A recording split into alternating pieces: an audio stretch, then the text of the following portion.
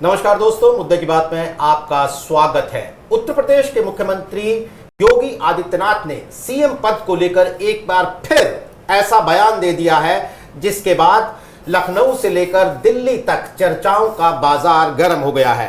तीसरी बार chief minister के पद पर दावेदारी को लेकर उनसे एक सवाल पूछा गया और योगी आदित्यनाथ ने साफ कहा, कोट अनकोट, कि मैं ही क्यों, भारतीय जनता पार्टी का कोई भी कार्यकर्ता सीएम बन सकता है। योगी आदित्यनाथ का ये लंबा पॉडकास्ट न्यूज एजेंसी ANI ने प्रसारित किया था और उसमें उन्होंने ये बात कही।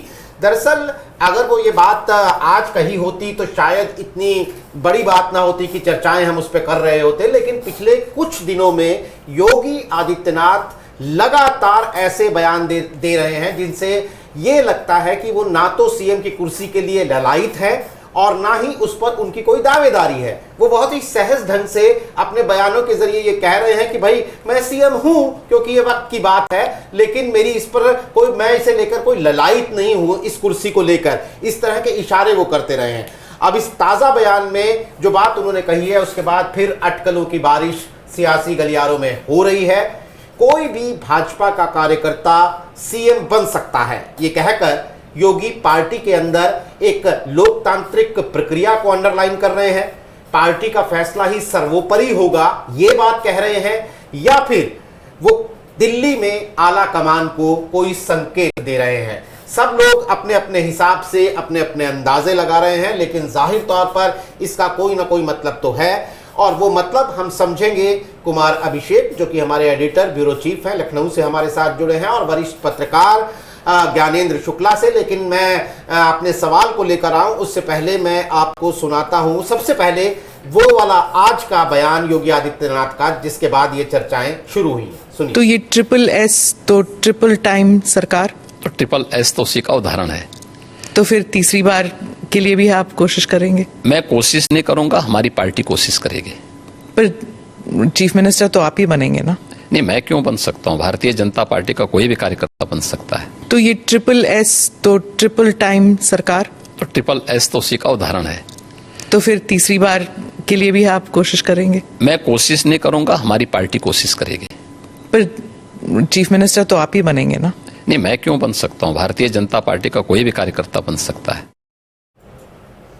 तो आपने सुना, भारतीय जनता पार्टी का कोई भी कार्यकर्ता बन सकता है, लेकिन जैसा मैंने कहा, अगर अकेला इस बयान को सुनेंगे तो हमें ये नहीं लगेगा कि इतनी बड़ी बात है। अभी हाल फिलहाल में, हाल के दिनों में योगी आदित्यनाथ ने इसी मुद्दे पर जो और बयान दिए हैं, मैं आपको 2 बयान और सुनवाता हूं। यद्यपि मेरी 3 पीढ़ियां श्री राम जन्मभूमि आंदोलन के लिए समर्पित थी, मुझे कोई समस्या नहीं थी, लेकिन शासकीय व्यवस्था जिस नौकरशाही से जकड़ी होती है, उस नौकरशाही में एक बड़ा वर्ग ऐसा था जो कहता था कि मुख्यमंत्री के रूप में अयोध्या जाने से विवाद खड़ा होगा।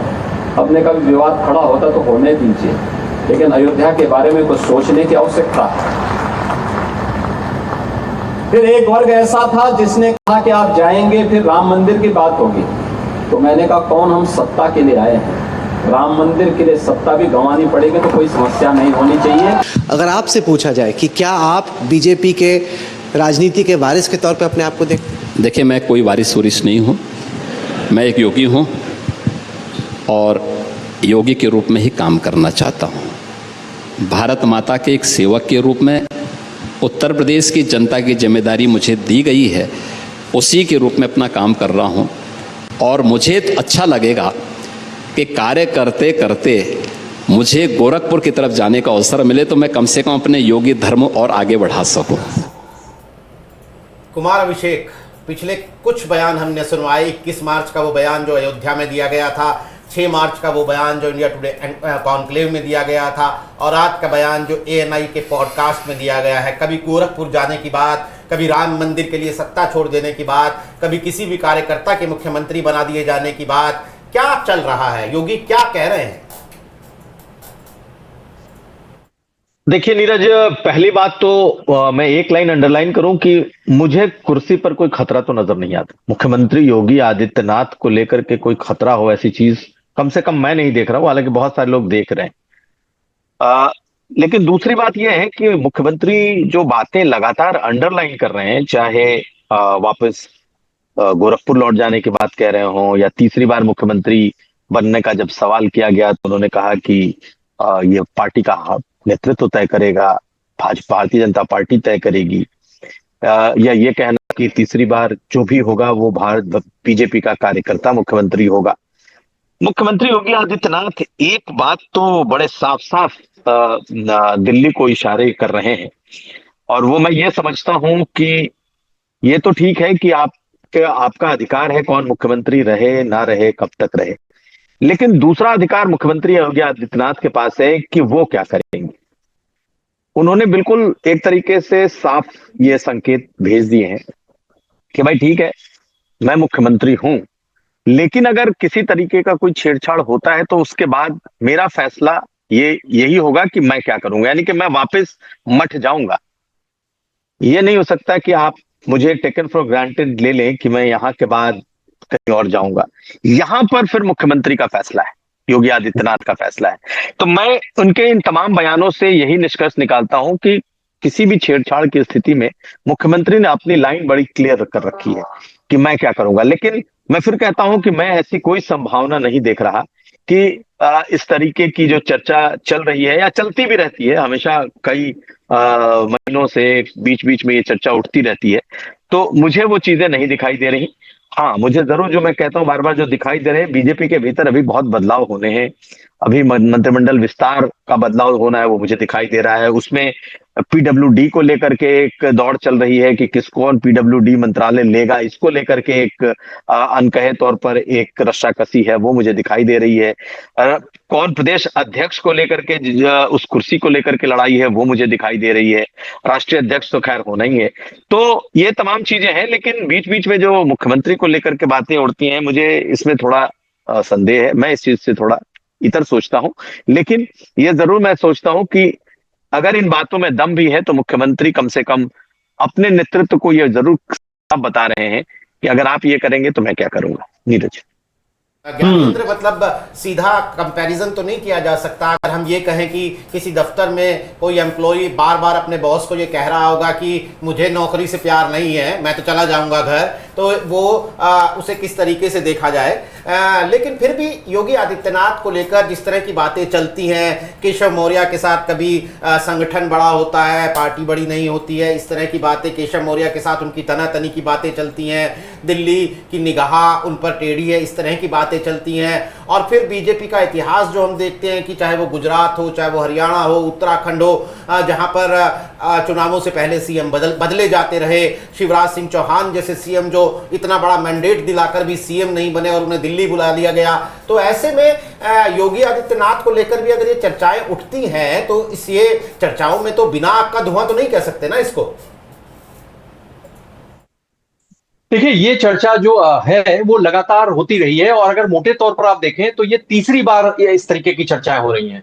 इससे पहले आपको याद होगा कि 2021 में जब कोविड के बाद से, जब कोविड का दूसरी लहर आई थी, उसके बाद से ये चर्चा बड़ी तेज हुई थी।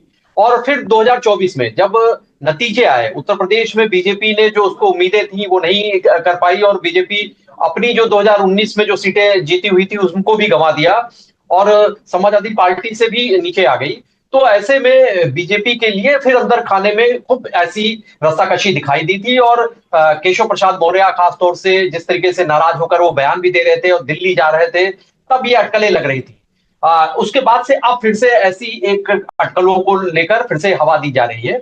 तो जाहिर सी बात है ये अटकलें सत्ता में, और कहीं ना कहीं आग की जो आप बात कर रहे हैं कि वहीं से धुआं उठता होगा, तो लोग होंगे, कुछ लोग होंगे जो ऐसी हवाओं को उनको आगे बढ़ा रहे होंगे, इस धुएं को आगे, कयासों के धुएं को आगे हवा दे रहे हैं। लेकिन एक बात एकदम साफ है, मैं कुमार अभिषेक जी जो कह रहे थे, मैं उनसे ही वाकिफ इत्तेफाक रखता हूं कि ये जो मुख्यमंत्री के तौर पर योगी आदित्यनाथ ने जिस तरीके से जो अपने बयान दिए हैं, उसमें एक बात एकदम साफ है कि उन्होंने ये एकदम स्पष्ट कर दिया है कि वो जो बाकी प्रदेशों में इतिहास दोहराया गया है, चाहे आपने मध्य प्रदेश का भी जिक्र किया, शिवराज सिंह चौहान हो, हरियाणा की बात आप करिए, उत्तराखंड की बात करिए, और महाराष्ट्र में तो बड़ा अद्भुत प्रयोग किया उन्होंने। पहले डिप्टी सीएम बनाया देवेंद्र फडणवीस, जो पहले मुख्यमंत्री हुआ करते थे, फिर डिप्टी सीएम से फिर सीएम वो बने। तो मुख्यमंत्री योगी आदित्यनाथ को जो लोग जानते हैं, उनकी शख्सियत को जानते हैं, वो जानते हैं कि वो ऐसे मामलों में कम से कम वो तो ऐसे कोई कंप्रोमाइज करने वाले नहीं है। इस तरीके से अगर बीजेपी में कोई प्रयोग करने की कोई सोच भी रहा होगा तो उस प्रयोग का वो हिस्सा कतई बनने वाले नहीं है। और इसी वजह से उन्होंने एकदम साफ कर दिया, स्पष्ट कर दिया कि अगर कुछ समय पहले उन्होंने बयान दिया था कि वो राजनीति में है जब तक सेवा हो रही है, जनता के लिए कर रहे हैं, और वरना वो गोरखपुर मठ जाना पसंद करेंगे। दरअसल वो पहले, सबसे पहले, राजनेता से पहले वो एक मठ के मठाधीश ही हैं। तो ऐसे में उन्होंने अपनी प्राथमिकता बता दी और उन्होंने अपनी मंशा भी बता दी कि अगर किसी को ऐसा लगता है कि उनको हटाकर और यहाँ रिप्लेस करके और उनको कोई और ओहदा दिया जाए, उनको लोग अटकलें यहाँ भी लगती रही हैं कि मंत्री बनाया जाएगा केंद्र में, या उनको और कोई जिम्मेदारी दी जाएगी, राष्ट्रीय अध्यक्ष बनाया जा सकता है, तो उनकी तरफ से एकदम स्पष्ट है कि वो ऐसी कोई भी तब्दीली, अगर इस तरीके से कोई प्रयोग हो रहा है तो कम से कम योगी आदित्यनाथ उसका हिस्सा बनने को तैयार नहीं। बड़ी इंटरेस्टिंग बात है। और ये योगी जी ने स्पष्ट संदेश, अच्छा नीरज जी ये भी है कि सीएम योगी आदित्यनाथ अपने संदेश में स्पष्ट रहते हैं। अब एएनआई के पॉडकास्ट जिससे ये पूरा मामला उठा है उसमें फिर मुसलमानों को लेकर उनका स्पष्ट संदेश है। कुमार सर, यहीं से मेरा सवाल आपके लिए आता है कि जब हम ये बात करते हैं कि केंद्र बनाम उत्तर प्रदेश, लखनऊ बनाम दिल्ली में कुछ ठीक नहीं चल रहा है, तो ये तो चलिए दो नेताओं के बीच की रस्साकसी और इस तरह से हम चीज़ों को इंटरप्रेट करते हैं। मैं नीतिगत बात पर आता हूँ। अभी केंद्र में जो भाजपा है वो मुसलमानों को साथ लाने के लिए मोदी जी के नाम से जोड़कर एक इनिशिएटिव लेकर आ रही है, और उसके ठीक एक ही समय में सीएम योगी का मुसलमानों को लेकर एक कड़ा संदेश है। सीएम योगी का ही केवल कड़ा संदेश नहीं बल्कि उनके पूरे प्रशासन का एक संदेश है जो जिसका रिफ्लेक्शन हम संभल में देख रहे हैं। तो क्या इन दोनों नीतियों में कोई एक साथ एक पटरी पर चलती तो ये दोनों नीतियां नजर नहीं आ रही है ना। दूसरी इसी में एक और चीज जोड़ दें, अभी जब हम लोग ये बात करें उससे कुछ देर पहले आगरा में सपा सांसद, दलित सांसद जो हैं सपा के श्रीलाल सुमन, उनके घर पर हमला हुआ। करणी सेना के लोग चढ़ गए, तोड़फोड़ मचा दी, गाड़ियां कुचली गई, शीशे तोड़े गए, पुलिस वालों को पीटा गया, तमाम चीज हुई। राणा सांगा पर दिए गए उनका बयान से जो बयान विवाद उपजा था। सपा कह रही है कि यह दलित का अपमान है, दलित को पीटने की, दबाने की कोशिश है। एक तरीके से फिर जाति के नैरेटिव में योगी आदित्यनाथ को फंसाने की कोशिश सपा कर रही है, जिसको बीजेपी एक वक्त में बीजेपी ये मानती रही है और आज भी बीजेपी को लगता है कि दलित समुदाय और गैर यादव ओबीसी समुदाय उनको सत्ता में लाने का एक जरिया है। वो भी योगी आदित्यनाथ के शासन में कहीं ना कहीं चैलेंज हो रहा है। तो ये जो नीतिगत बातें हैं कि पार्टी की लाइन क्या है और सीएम योगी आदित्यनाथ की अपनी लाइन क्या है, इसमें कोई मताक है या इसमें भी कोई विरोधाभास दिख रहा है?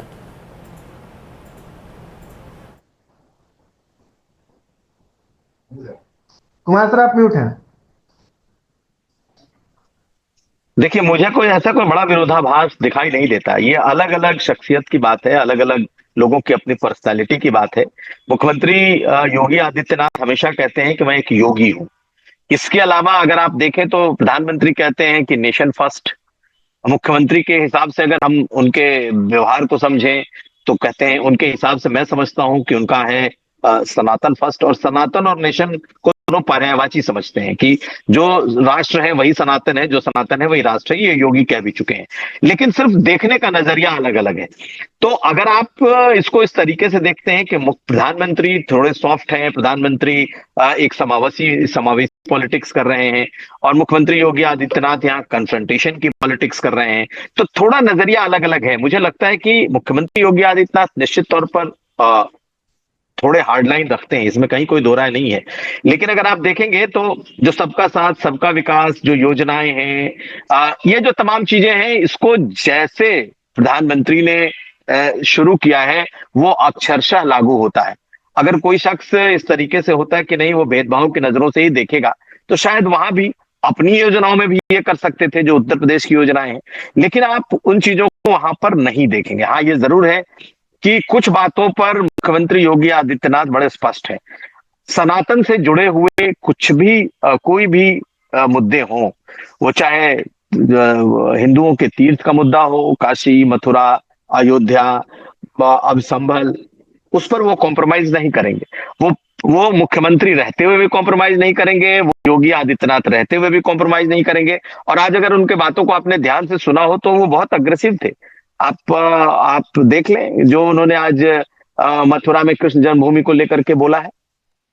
बिल्कुल साफ साफ कोर्ट का हम सम्मान करते हैं, नहीं तो अब तक बहुत कुछ हो गया होता। ये अपने आप में क्या है? समाजवादी पार्टी ने भी कहा कि धमकाने की कोशिश कर रहे हैं, लेकिन ये अपने अपने एक शख्सियत, अपनी अपनी जो एक सियासी अपब्रिंगिंग है उसका असर है।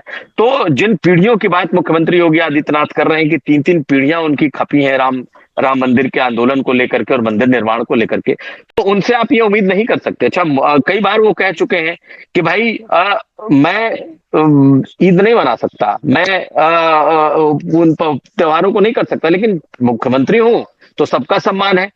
तो आप देखें तो वो उनकी अपनी शख्सियत से जुड़ी हुई चीजें हैं, वो इनबिल्ट है मुख्यमंत्री में, कि भाई अगर वो जो बातें कह रहे हैं उनको जानने वाले उनके मुख्यमंत्री बनने के पहले से जानते थे कि योगी का इस तरीके की शख्सियत है, इस तरीके का रूप है, और अगर जो बात कहते हैं वो करते हैं।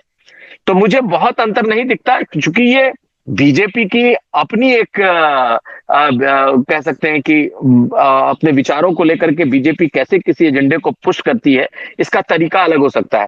प्रधानमंत्री ईद पर गिफ्ट भी भेज सकते हैं, प्रधानमंत्री ईद पर प्रधानमंत्री अजमेर शरीफ में चादर भी भेजते हैं, लेकिन मुख्यमंत्री ऐसा नहीं करते। तो ये मुझे, अगर आप इनको कंपेयर करेंगे बीजेपी के दूसरे नेताओं से, कई नेता ऐसे हैं जो कि इफ्तार भी करते हैं। अभी आप रेखा गुप्ता ने इफ्तार पार्टी भी दी या गई उसमें शामिल हुई, लेकिन मुख्यमंत्री नहीं जाते। तो यहाँ के लोगों को, कम से कम उनके वोटर्स को, उत्तर प्रदेश के वोटर्स को बड़ी बखूबी मालूम है कि मुख्यमंत्री योगी आदित्यनाथ की लाइन क्या है। लेकिन मैं इसे विरोधाभास नहीं मानता। मैं बीजेपी में अलग अलग नेताओं के अलग अलग तौर तरीके के तौर पर इसे देखता हूँ। अमीश, क्योंकि कुमार सर आप चले जाएंगे, इसलिए सवाल आपसे लेता हूँ, फिर हम ज्ञानेंद्र सर के पास आएंगे।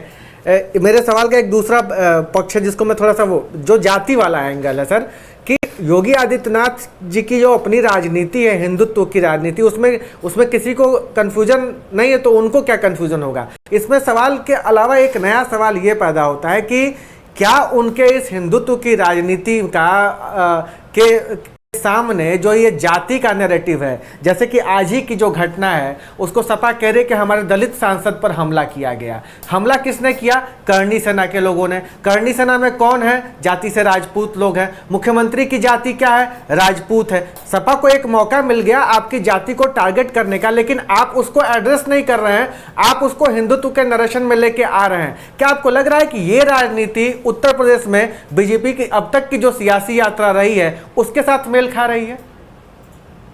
नहीं, बिल्कुल नहीं खा रही। मुझे लग रहा है कि यहाँ पर बीजेपी के लिए बहुत मुश्किल होने वाली है, क्योंकि आज जिस तरीके से रामजी लाल सुमन के घर पर, मैं इसे हल्ला बोल नहीं, इसे हमला ही कहूंगा, कि करनी सेना के लोगों ने जिस तरीके से विरोध में जिस तरीके का हमला किया है, वो बीजेपी को भारी पड़ेगा। लेकिन इसमें कुछ बातें आप जो लोग ध्यान से देख रहे होंगे वो समझेंगे। आज ही के दिन अचानक ये गुरिल्ला वार की तरह कैसे को चुना गया? ना तो पुलिस को कोई इन्फॉर्मेशन थी कि आज इस तरीके का प्रदर्शन होगा, न प्रशासन को बताया गया। जो मेरी जानकारी है उसके मुताबिक कुछ लोग तो बुलडोजर लेके भी कुछ दूर तक आए थे, उसके बाद वो जब पुलिस ने रोका तो वो पैदल पहुंचे हैं। पुलिस पर हमला है, पुलिस को चोटें लगी हैं, बहुत मुश्किल से उनके घर से बाहर खदेड़े गए हैं ये लोग।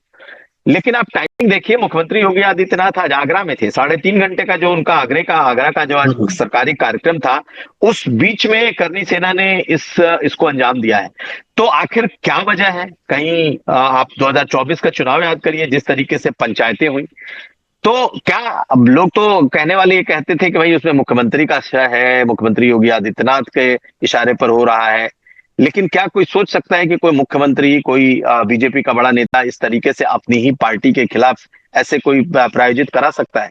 तो देखिए, बहुत सारे ऐसे संगठन हैं जिनकी अपनी सोच है, अपने स्तर पर चलते हैं। अब इसमें नुकसान तो बीजेपी का राजनीतिक तौर पर होगा, क्योंकि रामजी लाल सुमन सिर्फ सांसद नहीं है, वो जाटो बिरादरी के समाजवादी पार्टी के एक बड़े चेहरे भी हैं, बहुत सीनियर नेता हैं। और वो इलाका जो है, वो आगरा का, वहां बीजेपी बहुत मजबूत है और समाजवादी पार्टी उतनी मजबूत रही नहीं है। वहां या तो बसपा या फिर बीजेपी। ऐसी स्थिति में इस घटना ने समाजवादी पार्टी को एक मजबूत, कह सकते हैं कि एक मुद्दा दे दिया है। और आने वाले समय में आप देखेंगे ये मुद्दा एक बड़ा होगा, क्योंकि ये फिर जातियों की लड़ाई के तौर पर सियासत में ये बात छिड़ेगी, और दलित बनाम ठाकुर या फिर जाटो बनाम ठाकुर का रंग इसे जरूर दिया जाएगा, और देना शुरू भी हो गया है। तो बीजेपी इससे कैसे निपटेगी, ये बीजेपी के लिए बहुत बड़ा चैलेंज होने वाला है। इसका क्या फॉल आउट होगा ये कहा नहीं जा सकता, लेकिन इस घटना ने कम से कम बीजेपी को तो बैकफुट पर ला ही दिया है। बिल्कुल। चलिए कुमार अभिषेक, आपका अगला असाइनमेंट है तो इसलिए आपका हम धन्यवाद करते हैं, लेकिन ज्ञानेंद्र आपके साथ थोड़ी सी चर्चा और जारी रहेगी। तो पहले तो मैं यही सवाल आपसे करना चाहता हूं। देखिए, अखिलेश यादव ने साफ कहा है कि रामजीलाल सुमन के घर पर जो हमला हुआ है वो इसलिए हुआ है क्योंकि वो दलित है। अब जो बात अमीश कह रहे थे कि हमला किया है करणी सेना ने, करणी सेना में राजपूत जाति के लोग हैं, उसी समुदाय का वो प्रतिनिधित्व करता है वो ग्रुप। और एक बात और कि ये हमला उस वक्त हुआ, सुबह से कुछ नहीं हुआ था, योगी आदित्यनाथ आगरा पहुंचे हैं उसके बाद हमला हुआ है। आप कहीं डॉट्स कनेक्ट होते हुए, तार जुड़ते हुए देखते हैं क्या इसमें?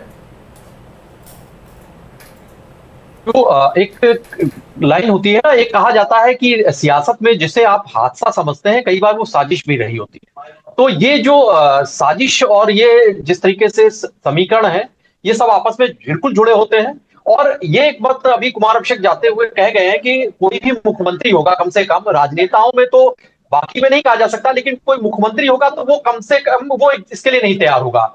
तो मुख्यमंत्री वहां पर कोई भी मुख्यमंत्री नहीं चाहेगा कि उसके राज्य में दिक्कत हो, कानून व्यवस्था को लेकर ऐसी कोई घटना घटे जिससे उसके जो पूरी व्यवस्था है, उसकी प्रशासनिक मशीनरी, पुलिस मशीनरी, उस तंत्र पर सवालिया निशान लगे। तो ऐसे में करणी सेना ने आज जो किया, अब ये तो इन्वेस्टिगेशन का विषय है कि क्यों उन्होंने आज ही का दिन चुना, क्योंकि बयान काफी चल रहे थे उनके, लेकिन आज ही जब वो मुख्यमंत्री का दौरा होता हो उस वक्त ऐसे कोशिश की जाना, ये बड़े सवाल भी खड़े करता है और गंभीर सवाल खड़े करता है।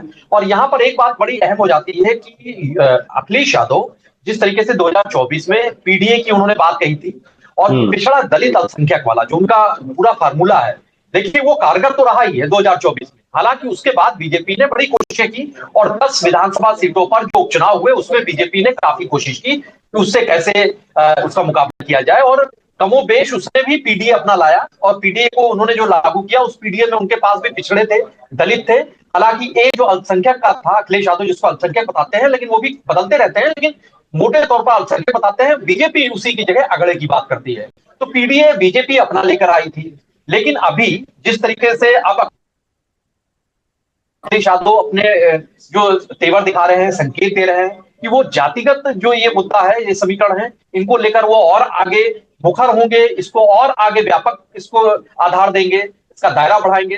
तो ये बीजेपी के लिए एक निश्चित तौर से बड़ी और कड़ी चुनौती रहेगी, क्योंकि बीजेपी के पास अभी इस पीडीए के मुकाबले के लिए जो बड़े नेताओं में बात करेंगे तो केशव मौर्य के अलावा अभी स्वतंत्र सिंह है, लेकिन ऐसा कोई चेहरा या ऐसा कोई उसमें से वो दिखना तो थोड़ा सा अभी नहीं बीजेपी में उत्तर प्रदेश में दिखाई दे रहा है। तो ये बीजेपी के लिए इस पर बीजेपी को काम करना ही पड़ेगा निश्चित तौर पर। ज्ञानेंद्र, मैं कहूंगा कि आपने मेरे सवाल से पहले ही मेरे सवाल का जवाब दे दिया। मैं तकरीबन इसी लाइन पर आपसे सवाल पूछने वाला था, लेकिन मैं फिर भी अपना सवाल थोड़ा सा और स्पेसिफिक करता हूं। आपने 2024 की बात की, जब हमने देखा कि राम मंदिर बनने के बाद के हुए पहले चुनाव में जातिगत जनगणना हो या फिर संविधान बदलने जैसे मुद्दे हो, दलितों के अधिकार, वंचितों के अधिकार जैसे मुद्दों पर इंडिया गठबंधन ने उत्तर प्रदेश जैसे राज्य में बीजेपी को एक बड़ा जोरदार झटका दिया, कड़ी शिकस्त दी, ये भी कह सकते हैं। लेकिन आज हम जिस इंटरव्यू की बात कर रहे हैं उसका एक हिस्सा मैं अपने दर्शकों को सुनवाता हूं। आज एएनआई के पॉडकास्ट में योगी आदित्यनाथ से पूछा गया कि क्या आपके राज्य में मुसलमान सुरक्षित है? आप योगी हैं, महाराज हैं, क्या हैं, मुख्यमंत्री हैं, क्या हैं? तो योगी आदित्यनाथ का जवाब था, मैं एक उत्तर प्रदेश का साधारण नागरिक हूं। लेकिन आगे जाकर वो कहते हैं कि जो सनातन धर्म को मानने वाला होता है वो तो पूरी दुनिया को परिवार मानता है। आप देखिए कि 100 हिंदू परिवारों के बीच में एक मुस्लिम परिवार सबसे सुरक्षित रहता है। अब आगे सुनिएगा। लेकिन मैं कहता हूं कि 100 परिवारों के बीच में एक हिंदू की बात तो दूर करिए, 100 मुस्लिम परिवारों के बीच में क्या 50 हिंदू परिवार भी सुरक्षित रह सकते हैं? नहीं रह सकते हैं। अब बांग्लादेश का उदाहरण आपके सामने है, पाकिस्तान का उदाहरण आपके सामने है, अफगानिस्तान में क्या हुआ था। यह चीजें दिखाती हैं कि होशियारी यही है कि कहीं धुआं उड़ रहा हो या किसी को ठोकर लग रही हो तो हमें ठोकर लगे इससे पहले हम संभल जाएं। देखिए कितनी बड़ी बात है। तो वही संभालने के लिए ये सब बोला जाता है। हम तो सबको समान भाव से देख रहे हैं, उत्तर प्रदेश में मुसलमान सबसे ज्यादा सुरक्षित है। अब इससे ज्यादा हार्ड लाइन हिंदू मुस्लिम के मुद्दे पर एक मुख्यमंत्री क्या लेगा। तो वही सवाल आपसे ज्ञानेंद्र कि क्या योगी आदित्यनाथ को, खास तौर पर योगी आदित्यनाथ को या फिर पूरी बीजेपी को यही लगता है कि 2024 में भले ही झटका खाया हो, लेकिन 2027 की जो नदी है वो हम इसी हिंदू मुस्लिम की नाव पर ही पार करेंगे? देखिए, अभी तक जो सीएम योगी आदित्यनाथ का जो रुख रहा है और उत्तर प्रदेश में जिस तरीके से उनके जो बयान रहे हैं, वो निश्चित तौर से उन्होंने ये जो सनातनी जो परंपराएं हैं उनकी तारीफ करते दिखे हैं। हिंदू मुस्लिम का मुद्दा भी सामने वो जिक्र करते रहे हैं। हालांकि पीएम मोदी की तरफ से काफी कई मुद्दों पर जो जिस तरीके से उनकी एक छवि बनी थी, एक बार में एक वक्त हुआ करता था जब वो एक टोपी पहनने को लेकर बात आई, उसके बाद से उन्होंने अपनी छवि में एक बड़ा बदलाव किया और वो एक सॉफ्ट चेहरे के तौर पर भी यहाँ पर दिखाई देते हैं। मैं आपको एक बार जो जिक्र चल रहा था इस पर एक थोड़ा सा मैं एक और जहां पर जैसे जो हम जिस विषय पर चर्चा कर रहे हैं कि क्या मुख्यमंत्री योगी आदित्यनाथ को लेकर कि कैसे क्या अटकलें लग रही हैं, क्यास लग रहे हैं। अरविंद केजरीवाल भी कहते रहे, अखिलेश यादव ने भी आज कहा है कि नेताओं से तो हम यही उम्मीद भी करेंगे, इसी तरीके के बयान वो देते रहते हैं और देते रहेंगे। लेकिन आप उत्तर प्रदेश के एक इतिहास पर भी गौर करिए कि बीजेपी शायद, क्योंकि इतिहास के पन्नों में जो सबक है उससे तो उसको भी वो खंगालेंगे, उसको भी ध्यान तो देंगे ही कि 1998 का वाकया है कि 1998 में उत्तर प्रदेश में लोकसभा के चुनाव हुए तो 58 सीट्स आई थी बीजेपी की, और उसके बाद से बीजेपी जो है ये अगले ही साल 1999 में अटल बिहारी वाजपेयी और कल्याण सिंह की जो अदावत थी वो बड़ी गहरी होती दिखाई दी। और उसकी वजह से एक बयान भी था कल्याण सिंह का कि जब उनसे पूछा गया था लखनऊ में एक प्रेस कॉन्फ्रेंस में कि अटल जी क्या फिर से पीएम बनेंगे, तो उन्होंने एक लाइन कही कि पीएम तो तब बनेंगे जब पहले एमपी भी तो बन जाएं। तो इसके बड़े मायने निकाले गए थे और ये कहा गया था कि उसके बाद 99 का जब चुनाव हुआ तो लखनऊ शहर में लोकसभा चुनाव में बड़ी सख्ती हुई और बड़े कई पाबंदियां पुलिस प्रशासनिक मशीनरी ने आयत की, बहुत दिखाई दे रहा था। हालांकि वो एमपी बने और प्रधानमंत्री भी बने, पीएम भी बने, लेकिन उसके बाद नवंबर में ही 1999 में कल्याण सिंह बाहर हो जाते हैं। तो ये जो कल्याण सिंह की अदावत होती है, एक साल पहले हुए चुनाव में 58 सीटें जो होती है बीजेपी और अगले साल 29 सीटों पर सिमट जाती है उत्तर प्रदेश में। तो पार्टी के जो छत्रप हैं, जो भी राज्य के बड़े नेता हैं, बीजेपी को भी पता है कि उनसे दूर जाना, उनको हटा देना और कम से कम कोई कद्दावर नेता हो उसको हटना, उसको लेकर कोई भी ऐसा कोई कोशिश, ऐसी कोई कवायद करना, वो पार्टी के लिए कितना नुकसानदेह हो सकता है, ये बीजेपी के लिए उसके खुद के अपने इतिहास में वो सबक छिपा हुआ है। तो ऐसे में मुख्यमंत्री योगी आदित्यनाथ ने एकदम हार्ड लाइन वो जो ले रखी है शुरुआत से, वो लगातार इसी पर बने हुए हैं। 2024 के चुनाव में भी बटेंगे तो कटेंगे का नारा दिया।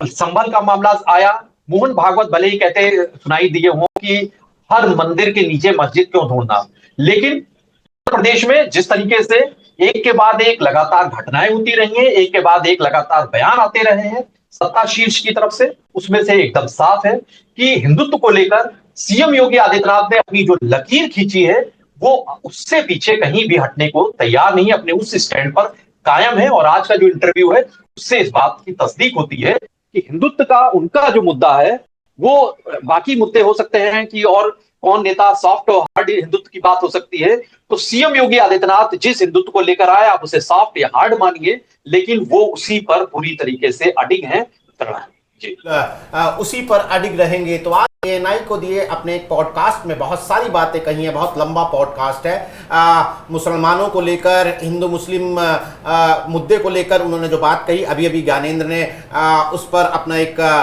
नज़रिया बताया। लेकिन जहां से हमने बात शुरू की थी वो ये कि आजकल पिछले कई दिनों से बार बार लगातार योगी आदित्यनाथ मुख्यमंत्री पद पर अपनी दावेदारी को लेकर इस तरह के बयान दे रहे हैं जिन्हें दिल्ली के लिए बड़ा संकेत माना जा रहा है, जिन्हें लेकर ये कहा जा रहा रहा है कि योगी आदित्यनाथ की कुर्सी पर कोई खतरा तो नहीं है, तरह तरह की अटकलें उन पर लगाई जा रही हैं। वो एक बयान देते हैं, उस पर चर्चा खत्म नहीं होती है, वो फिर दूसरा बयान दे देते हैं। इसी कड़ी में आज उन्होंने एक बार फिर ये बात कहकर, जब उनसे सवाल पूछा गया कि क्या उत्तर प्रदेश में तीसरी बार भी जब अगर भारतीय जनता पार्टी की सरकार बनी तो आप मुख्यमंत्री बनेंगे, उन्होंने साफ कहा कि मैं मुख्यमंत्री क्यों बनूंगा, कोई भी भारतीय जनता पार्टी का कार्यकर्ता मुख्यमंत्री बन सकता है। एक बार फिर उन्होंने बहुत सारी अटकलों को का बाजार जो है वो गर्म कर दिया है। आने वाले दिनों में इस पर राजनीति और तेज होगी और वो राजनीतिक घटनाक्रम क्या शक्ल अख्तियार करता है, यूपी तक की नजर उस पर बनी रहेगी। आज हमारे साथ कार्यक्रम में शिरकत करने के लिए ज्ञानेंद्र शुक्ला, आपका बहुत बहुत शुक्रिया। हमारे साथ कुमार अभिषेक थे, उनका भी बहुत बहुत शुक्रिया। तमाम दर्शकों का आभार, नमस्कार।